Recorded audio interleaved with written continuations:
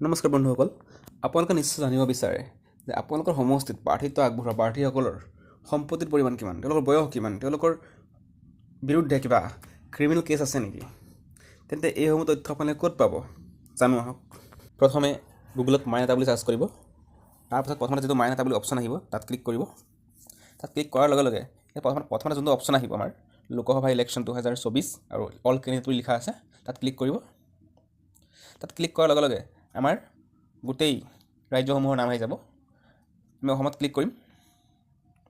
অসমত ক্লিক কৰাৰ লগে লগে অসমৰ গোটেইখিনি সমষ্টিৰ নাম ইয়াত দেখুৱাইছে।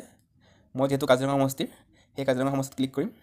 আৰু কাজিৰঙা সমষ্টিত ক্লিক কৰাৰ লগে লগে এই কাজিৰঙা সমষ্টিত যিসকল প্ৰাৰ্থিত্ব আগবঢ়াইছে তেওঁলোকৰ নাম ইয়াত আহি যাব। তেওঁলোকৰ বিৰুদ্ধে আমি কিমান ক্ৰিমিনেল কেছ আছে সেয়া আমি ইয়াত দেখা পাম।